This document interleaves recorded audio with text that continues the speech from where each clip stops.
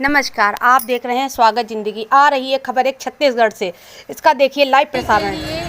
काफ़ी भीड़ दिखाई दे रहा है और यहाँ माना जाता है कि अमावस्या पर्व, अमावस्या के दिन में काछन गुड़ी के पास में एक बनेका जात की कंवारी कन्या के ऊपर देवी सवार होती है और वो देवी कांटे के झूले में उनको झुलाया जाता है।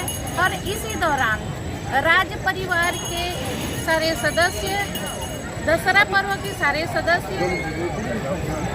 सदस्य और जितने दशहरा पर्व मनाने वाले देवी देवता और नायक वाइट सवार जितने हैं, सभी गाजे बाजे के साथ दंतेश्वरी माता के मंदिर से निकलकर काछन गाजी पहुँचते हैं और झूले में झूलती हुई माता के पास आकर के दशहरा पर्व मनाने के लिए वे उनसे आशीर्वाद और अनुमति लेते हैं।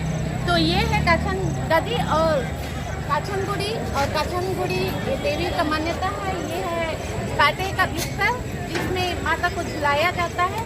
आइए और हम यहाँ की जनता से भी इसके बारे में पूछते हैं। ये काछन गुड़ी के बारे में बताइए। क्या बोल सकता हूँ मैं?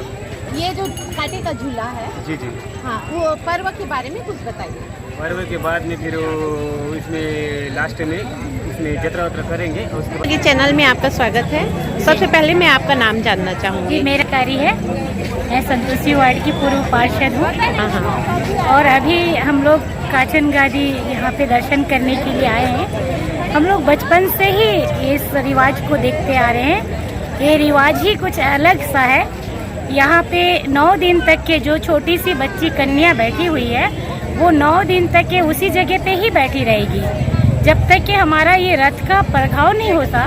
रथ का परघाव होने के बाद ही उस बच्ची का पूजा पाठ करके और जो भी उसमें मतलब चढ़ता है पूजा, राजा, हमारे यहाँ के राजा जी आते हैं, पूजा करते हैं, उसके बाद ही वो वहाँ से उठते हैं। यहाँ से उठने के बाद वो वहाँ जो अपना सिरासार भवन में बैठते हैं, वहाँ पे ले जाके बिठाया जाता है। ये तो हमारे यहाँ का रिवाज ही है। कांटे का झूला जो जितने भी देवी देवता लेके आते हैं, जैसे दंतेवाड़ा से देवियाँ आती हैं, स्वागत करने के लिए ही ये जो बना हुआ है कांटे का, ये माता रानी का चरण स्पष्ट करने के लिए ही बनाया जाता है।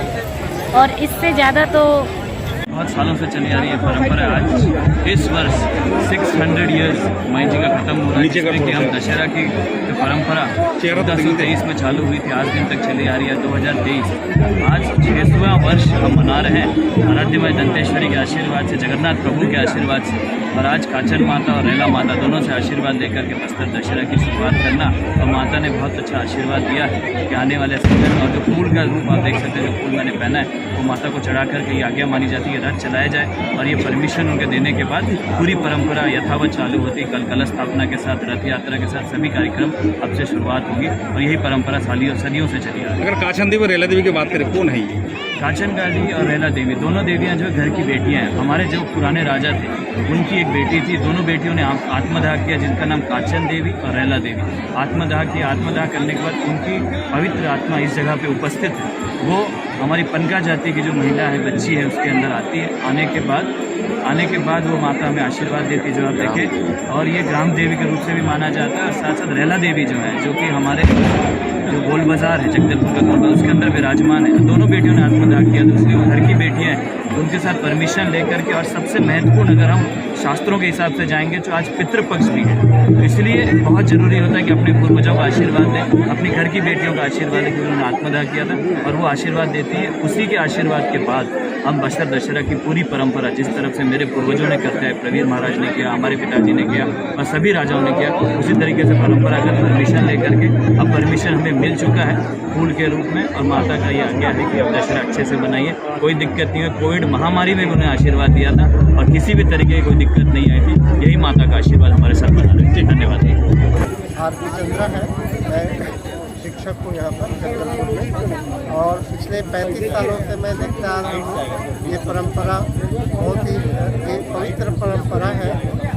पितृ मोक्ष के दिन, यानी नवरात्रि के 10 दिन पहले ये काछन गुड़ी का पर्व मनाया जाता है। और एक छोटी सी बालिका जो है यहाँ पर कांटों पे झूलती है।